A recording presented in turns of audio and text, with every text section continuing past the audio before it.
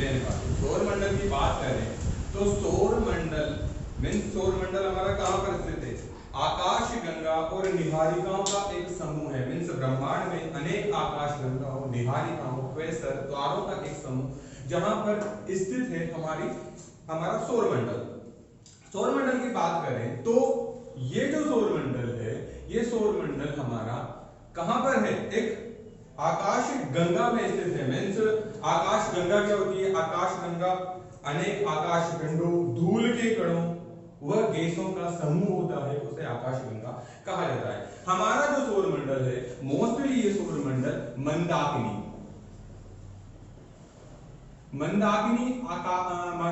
जो आकाश गंगा है उसका भाग है। और इसी मंदाकिनी आकाश गंगा में हमारी पृथ्वी है जो कि ऐरावत पथ या फिर मिल्की वे में स्थित है।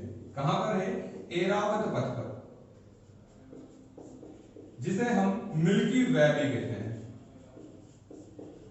मीन्स सौर मंडल मंदाकिनी आकाश गंगा में स्थित है और वहीं इसी मंदाकिनी आकाश गंगा में ऐरावत पथ है जहां पर हमारी पृथ्वी स्थित है। इसी के साथ क्या होता है बेटा, एक वर्ड और आता है निहारिका। अब जो आकाश गंगा होती है, आकाश गंगा मोस्टली एक परिपक्व अवस्था होती है, एक परिपक्व अवस्था। और जो निहारिका होती है वो निहारिका क्या होती है? निहारिका हमारी एक भ्रूणावस्था होती है। मीन्स आकाश गंगा की जो भ्रूणावस्था होती है वो निहारिका होती है। अब जो हमारा सौर मंडल है, जो हमारी पृथ्वी है, ये मोस्टली ओरियन निहारिका में स्थित है। अगर निहारिका की बात की जाए तो ओरियन निहारिका में, और सौर मंडल की बात की जाए तो सौर मंडल में कहां पर है? मंदाकिनी आकाश गंगा में हमारा सौर मंडल स्थित है। इसी की बात की जाए तो इस सौर मंडल की जो खोज की थी वो खोज की थी कोपरनिकस ने। इसकी खोज की थी कोपरनिकस ने, और इस कोपरनिकस ने ही बताया कि जो हमारा सूर्य है वो सूर्य इस सौर मंडल के केंद्र में स्थित है। जो सूर्य है हमारा इस सौर मंडल के केंद्र में स्थित है। और जो सूर्य है वो एक, आप लोगों को सबको पता है, सूर्य एक तारा है। सबको याद है सूर्य एक तारा है। पर इस सूर्य के बारे में हमें और क्या चीज याद है? सूर्य का जो एज मानी जाती है वो एज 4.56 बिलियन वर्ष। इस सूर्य की जो उम्र है वो है 4.56 मिलियन वर्ष। वहीं इसे सौर मंडल का मुखिया भी कहा जाता है। सौर मंडल का मुखिया है मीन्स ये जितने भी ग्रह हैं या फिर इनके जितने भी उपग्रह हैं वो सारे चमकते हैं। किस वजह से? इस सूर्य की चमक के कारण, क्योंकि सर्वाधिक चमकीला है। अच्छा, सर्वाधिक चमकीला क्यों है? क्योंकि यह ऊर्जा का उत्सर्जन करता है। क्या करता है? ऊर्जा का उत्सर्जन करता है। क्योंकि यहां पर हाइड्रोजन व हीलियम गैसों का सम्मिलन है और यह ऊर्जा का उत्सर्जन करते हैं। और इसी ऊर्जा के उत्सर्जन के कारण यहां पर जो सूर्य है वो चमकीला हमें दिखाई देता है। बात करें सूर्य की तो सूर्य का जो तापमान है वो लगभग 6000 डिग्री सेल्सियस है। और जो इसका केंद्र मीन्स जैसे हमारा पृथ्वी है तो पृथ्वी का केंद्र होता है जैसे क्रोड, ऐसे ही जो सूर्य का क्रोड है या केंद्र है वो कहलाता है फोटोस्फीयर। क्या कहलाता है? फोटोस्फीयर। और लगभग इस फोटोस्फीयर का तापमान 1.5 लाख डिग्री सेल्सियस तक हो सकता है। पर इसके स्थलखंड का जो तापमान है वो 6000 डिग्री सेल्सियस तक माना जाता है। यहीं पर अगर हम बात करें जो प्रकाश हमें दिखाई देता है सूर्य का, जो हमें प्रकाश दिखाई देता है उसे कहा जाता है बेटा कोरोना। और इसी कोरोना को कहा जाता है किरीट। और किरीट को ही हम जब सूर्य ग्रहण होता है तो सूर्य ग्रहण के समय हम इसे कह देते हैं डायमंड रिंग। इस डायमंड रिंग को हिंदी में भी बोला जाता है हीरक वाले। अब क्या होता है, जैसे कब होता है कि सूर्य ग्रहण होता कब है? जब ये तो है आपका सूर्य, ये है आपका चंद्रमा और ये है आपकी पृथ्वी। जब पृथ्वी और सूर्य के मध्य यह चंद्रमा आ जाता है तो सूर्य ग्रहण होता है। अब सूर्य ग्रहण जो होता है ज्यादा से ज्यादा 8 मिनट का हो सकता है, क्योंकि पृथ्वी और सूर्य दोनों ही अपने अक्ष पर घूर्णन कर रहे होते हैं। इसी वजह से सूर्य ग्रहण 8 मिनट का होता है। पर उसी के अलावा इसके आसपास, जब आपने देखा होगा सूर्य ग्रहण जब होता है तो सूर्य के आसपास एक गोलाकार छल्ला रहता है, उसी गोलाकार छल्ले को डायमंड रिंग कहा जाता है। मींस हमने अभी बात की थी, उसे डायमंड रिंग और कीलक वलय कहा जाता है। अब 8 मिनट का होता है। मोस्टली जो सूर्य ग्रहण होता है वो सूर्य ग्रहण बेटा अमावस्या या प्रतिपदा के दिन होता है। किस दिन? अमावस्या व प्रतिपदा के दिन। वापस आते हैं सूर्य पे। अब हमने बात की कि सूर्य का टेम्परेचर 6000 डिग्री है मींस, और यहाँ पे हाइड्रोजन हीलियम गैसें पाई जाती है। वहीं हाइड्रोजन हीलियम गैसों के साथ यहाँ पे हाइड्रोजन जो यौगिक हैं, जो प्रोटोकॉल्स हैं मींस हाइड्रोजन यौगिक जिन्हें कहा जाता है, उनका जो पवन संकेंद्रण है मींस उनकी जो गति है वो गति 640 किलोमीटर प्रति सेकंड की होती है। और जब ये 640 किलोमीटर प्रति सेकंड की स्पीड से चलती है तो इन्हें कहा जाता है सौर पवन। पर अगर ये 640 किलोमीटर से अधिक होकर 700 किलोमीटर प्रति सेकंड के ऊपर चले जाते हैं तो इसी का नाम बदलकर हो जाता है बेटा सौर ज्वाला। क्या हो जाता है? सौर ज्वाला। अब ये सौर ज्वाला क्या करती है बेटा? जब ये सौर ज्वाला है, इधर देखिए आप, ये सूर्य था हमारा, इस सूर्य से ये सौर ज्वाला आगे बढ़ती है और ये पृथ्वी के ध्रुवों तक संकेंद्रित हो जाती है। मींस क्या होता है, ये पृथ्वी के केंद्रों की तरफ आकर्षित होती है क्योंकि ध्रुव हैं, खींचते हैं। और जब ये पृथ्वी के वायुमंडल में प्रवेश करती है तो यहां पर इन्हें कहा जाता है अरोरा। क्या कहा जाता है? अरोरा। इस अरोरा में क्या होता है, आकाश में प्रकाश दिखाई देता है। कैसा प्रकाश? चमकीला रंगीन प्रकाश दिखाई देता है। इसीलिए इस घटना को कहा जाता है अरोरा। अब पृथ्वी के तो दो ध्रुव हैं, क्या दोनों ध्रुवों को यही कहा जाता है? नहीं, जो हमारा उत्तरी ध्रुव है उस उत्तरी ध्रुव को कहा जाता है अरोरा बोरियोलिस, और जो दक्षिणी ध्रुव है उस दक्षिणी ध्रुव को कहा जाता है बेटा अरोरा ऑस्ट्रेलियस। अब हम इसे कैसे याद कर सकते हैं? सर पहले तो आप ये बताइए कि जो अरोरा की घटना थी वो अरोरा की घटना हुई थी सौर ज्वाला के कारण। सौर ज्वाला जैसे ही आगे बढ़ी, आगे बढ़ने के बाद पृथ्वी के केंद्रों की तरफ आकर्षित हुई और पृथ्वी के केंद्रों पे जब रंगीन प्रकाश दिखाई दिया उसे अरोरा कहा गया। अब अरोरा वर्ड तो हमें याद रह जाता है, पर पेपर में हम कंफ्यूज हो जाते हैं, अरोरा बोरियोलिस कौन सा था, अरोरा ऑस्ट्रेलियस कौन सा था। अब आपको याद होगा कि जो हमारी विषुवत रेखा है, तो जो विषुवत रेखा में ऑस्ट्रेलिया की जो स्थिति है वो है हमारे दक्षिणी भाग की तरफ में। जो हमारा निचला भाग है वहां पर ऑस्ट्रेलिया स्थित है, इसलिए हम इसको आराम से याद कर सकते हैं कि जो दक्षिणी ध्रुव पर जो घटना होती थी उसका नाम था अरोरा ऑस्ट्रेलियस। इसके बाद नेक्स्ट आते हैं हम इसके जो सर्वाधिक नजदीक है मींस सूर्य के सर्वाधिक जो नजदीकी ग्रह है वो है बेटा बुध ग्रह। कौन सा है? बुध सर्वाधिक नजदीक है। यह ग्रह जो है यह घूर्णन करता है सिर्फ 56 से 58 डेज में घूर्णन कर लेता है। वहीं ये इसका परिक्रमण कर लेता है 88 दिनों में। 88 दिनों में अपना सूर्य का एक परिक्रमा पूरी कर लेता है। वहीं इसके जो उपग्रह हैं वो नहीं है, इसका कोई भी उपग्रह नहीं है। वहीं यहां पर दिन में तापमान अधिक व रात में तापमान कम पाया जाता है। यहां पर कोई भी वायुमंडल स्थित नहीं है, मींस यहां पर वायुमंडल की स्थिति नहीं है। नेक्स्ट बात करें, यहां पर जो टेम्परेचर है मीन्स तापमान, मीन्स दैनिक जो तापमान है, यह दैनिक तापमान बेटा 600 डिग्री सेल्सियस तक का अंतराल रखता है। जैसे मैंने आपको कहा कि दिन में तापमान बढ़ जाता है और रात में तापमान कम हो जाता है।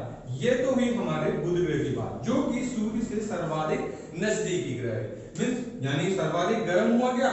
नहीं। हम बात करते हैं दूसरे ग्रह की, इसे कहा जाता है शुक्र। अब शुक्र जो है बेटा सर्वाधिक गर्म ग्रह है। अब आपके दिमाग में सबसे पहली बात आई होगी, सर सूर्य के सर्वाधिक नजदीक तो बुध है, तो कॉमन सेंस की बात है सर बुध सर्वाधिक गर्म होना चाहिए। नहीं बेटा, सर्वाधिक गर्म जो है वो है शुक्र। क्यों है? क्योंकि जो CO2 गैस है 97% मात्रा CO2 की शुक्र ग्रह पर पाई जाती है, इसीलिए इस ग्रह को क्या कहा जाता है? गर्म ग्रह। इसका एक और नाम है, इसे प्रेशर कुकर की संज्ञा भी दी जाती है। क्या कहा जाता है बेटा? प्रेशर कुकर की संज्ञा भी इसे दी जाती है। साथ में सौर मंडल का सबसे चमकीला ग्रह है। सौर मंडल का सबसे चमकीला ग्रह है। उपग्रह की इसकी बात करें तो इसका कोई भी उपग्रह नहीं है। अब एक सर्वाधिक इंपॉर्टेंट जो बात है इसकी जो घूर्णन है वो घूर्णन है पूरब से पश्चिम की तरफ। अब आप सबसे पहले देखो सर घूर्णन क्या होता है? घूर्णन और परिक्रमण दो अलग अलग चीजें होती है। कैसे बेटा? घूर्णन यानी जैसे कोई भी ग्रह है वो अपने अक्ष पर घूम रहा है, उसे कहा जाता है घूर्णन। और परिक्रमण मीन्स कोई भी ग्रह किसी भी तारे के जो चक्कर लगाता है उसे कहते हैं परिक्रमण। जो ये घूर्णन कर रहा है वो कर रहा है पूरब से पश्चिम, मीन्स इसका जो सूर्य उदय होता है वो होता है पश्चिम की तरफ से और अस्त कहां होता है? पूरब की तरफ। वहीं हमारे सारे ग्रह शुक्र और अरुण को छोड़कर सभी ग्रह पश्चिम से पूरब की तरफ घूर्णन करते हैं। इसीलिए हमारे यहाँ पे भी तो क्या होता है? हमारे यहाँ पे भी सूर्योदय किधर होता है? पूरब की तरफ से, क्योंकि हमारा घूर्णन क्या है? पश्चिम से पूरब की तरफ है। तो सर्वाधिक इंपॉर्टेंट बात है शुक्र और अरुण की, जो अपना घूर्णन करते हैं पूरब से पश्चिम की तरफ। नेक्स्ट आगे चलते हैं तो तीसरा ग्रह आ जाता है हमारी पृथ्वी, जिसे हम कहते हैं ग्रीन प्लैनेट। क्या कहते हैं? Green planet. अब आपको भी याद हो गया कि ग्रीन प्लैनेट क्यों कहा जाता होगा? बताइए मेरे को क्या होगा? आपने सभी ने पढ़ा होगा कि ग्रीन प्लैनेट कहा जाता है। अच्छा, जल के कारण कहा जाता है क्या? चलो एक कारण है, जल के कारण ही ये ग्रीन प्लैनेट कहा जाता है। एक यहां पर पारिस्थितिकी तंत्र, यहां पर पारिस्थितिकी तंत्र विद्यमान है, जिस वजह से भी इसे ग्रीन प्लैनेट कहा जाता है। तीसरी बात, यहां पर जीवन संभव है। तीसरी बात, यहां पर जीवन संभव है और एक इसका वायुमंडल। इन चारों कारणों की वजह से इसे ग्रीन प्लैनेट की संज्ञा दी जाती है। अच्छा, इसके उपग्रह की बात करें तो इसका सिर्फ एकमात्र उपग्रह है जिसे कहा जाता है चंद्रमा। क्या कहा जाता है? चंद्रमा। अच्छा, आपको याद है कि सूर्य इस पृथ्वी से लगभग कितना गुना बड़ा है? इस सूर्य का जो आकार है लगभग पृथ्वी से 109.2 गुना बड़ा है। सूर्य से लगभग पृथ्वी से लगभग 109.2 गुना बड़ा है। यह है हमारी पृथ्वी, जिसपे जो उपग्रह था वो उपग्रह है चंद्रमा। और इस पृथ्वी का जो ग्रीन प्लैनेट की संज्ञा दी गई वो की गई जल के कारण, पारिस्थितिकी तंत्र के कारण, जीवन संभव है इस कारण और वायुमंडल के कारण। अब पृथ्वी जो है बेटा, पृथ्वी की जो आकृति है वो आकृति है लघुवक्ष आकार की, लघुवक्ष आकार की, जिसे हम कहते हैं GR। क्या कहते हैं? GR मींस एक बलून जिसके दोनों ध्रुव दबे हुए हों उसे कहा जाता है लघुवक्ष आकार। वहीं पृथ्वी को सर्वाधिक सबसे पहले तो इसका सही सटीक इसकी आकृति बनाई थी, वो बनाई थी पोसिडोनियस ने। किसने बताई थी? पोसिडोनियस ने सबसे पहले इसकी आकृति सही बताई थी। वहीं अरस्तु ने भी पृथ्वी को गोल आकृति का माना था। क्या माना था अरस्तु ने भी पृथ्वी को गोल आकृति का माना था। इस गोल आकृति के कारण ही इसे लघुवक्ष आकृति का माना जाता है। अब जो पृथ्वी है वो पृथ्वी अपने अक्ष पर क्या है? अपने अक्ष पर 23.5 डिग्री झुकी हुई है, जिस कारण से ये जब घूर्णन करती है तो दिन और रात बनते हैं, साथ ही ऋतुएं बनती हैं। क्या बनती है? अपने अक्ष पर झुके होने के कारण दिन रात और ऋतुएं बनती है। साथ ही यह अपने कक्ष में जो कोण बनाती है वो कोण बनाती है 66.5 डिग्री का। इसके घूर्णन और परिक्रमण के लिए मैं एक अलग से टॉपिक बनाऊंगा, आप उसमें एक बार जरूर देखिए। इसके बाद आते हैं हम मंगल पे। अब आपको एक चीज नोटिस करनी होगी बेटा कि जो ये 4 ग्रह हैं, इन 4 ग्रहों को क्या कहा जाता है? आंतरिक ग्रह। क्या कहा जाता है? आंतरिक ग्रह। अब आंतरिक ग्रह के साथ इन्हें कहा जाता है हमारे ठोस ग्रह। क्या कहा जाता है? ठोस ग्रह।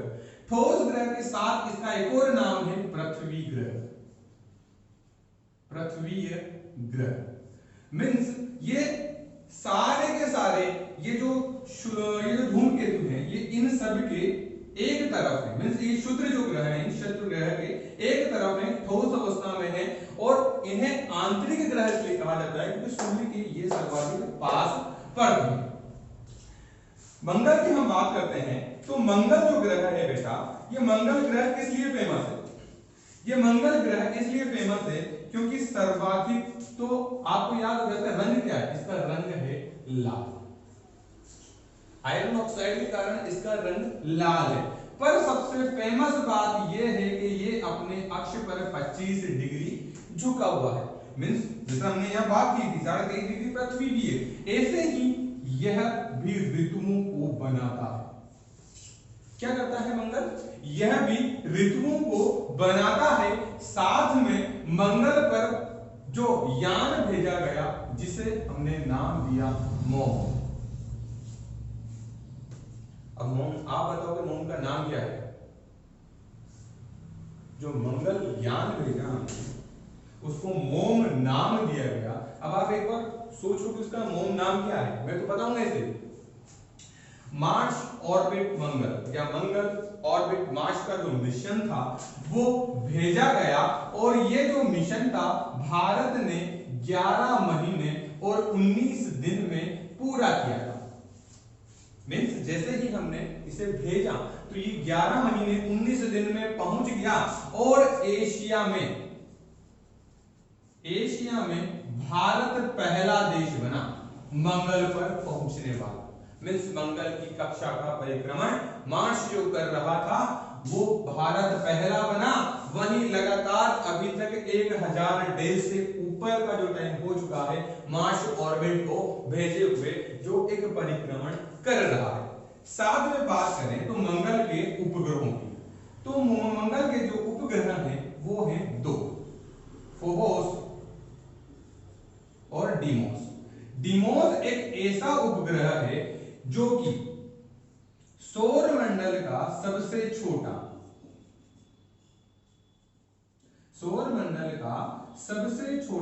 उपग्रह है डीमोस। मोस्टली 2 ही है, मंगल के फोबोस और डीमोस जो है 2 उपग्रह हैं। इन 2 में से सौरमंडल का सबसे छोटा जो उपग्रह है वो है डीमोस। अब आते हैं हम क्षुद्र ग्रह, जो आपको ब्लू कलर का दिख रहा है वो है क्षुद्र ग्रह। अब जो क्षुद्र ग्रह है बेटा, वो क्षुद्र ग्रह क्या है? वो भी सूर्य का एक चक्कर लगा रहे हैं। ये क्या करते हैं? ये पृथ्वी के बाद जो मंगल है, मंगल के आसपास एक सीधे आकृति में सूर्य का अंडाकार परिक्रमण कर रहे हैं। ये जो सारे के सारे एक गैसीय बर्फीले आकाशीय पिंड है। जो सीधे चक्कर लगा रहे हैं और आप जब इन्हें देखोगे तो ऐसा लगेगा कि पत्थर की तरह, पर ये एक गैसीय पिंड है जो इस सूर्य का चक्कर लगा रहे हैं। इसके बाद आता है हमारा बृहस्पति। अब बृहस्पति की बात करें तो बृहस्पति में आप लोगों ने एक चीज सबसे अच्छी जान रखी है। क्या जान रखी है कि बृहस्पति जो है वो ब्रह्मांड का सबसे बड़ा, ब्रह्मांड का सबसे बड़ा सौरमंडल का सबसे बड़ा ग्रह है। अब आकार की दृष्टि से तो ये सबसे बड़ा, मीन्स आकार की जो दृष्टि है उससे तो ये फर्स्ट नंबर पर है। पर अगर बात की जाए सूर्य से तो सूर्य से यह 5वां स्थान रखता है। क्या रखता है? 5वां स्थान रखता है।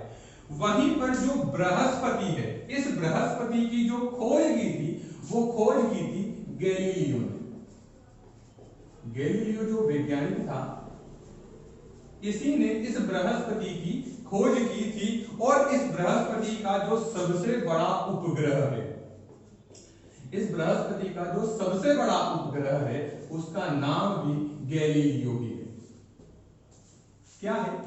इसका जो सबसे बड़ा उपग्रह है उसका नाम भी गैलीलियो है। और ये जो गैलीलियो है, ये गैलीलियो लगभग पृथ्वी के बुध के बराबर है। ये जो हमारा बुध ग्रह है, ये गैलीलियो उपग्रह लगभग इसके बराबर है।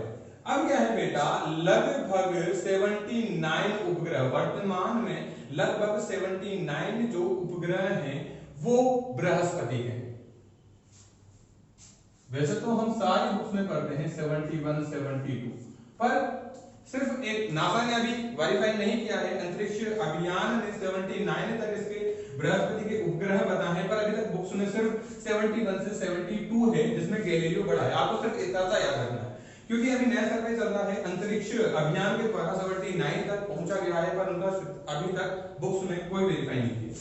लास्ट में आते हैं, इसके बाद आता है हमारा शनि। शनि आता है तो शनि क्या है? शनि एक गैलेक्सी ग्रह है। क्या है? एक गैलेक्सी ग्रह है। क्यों?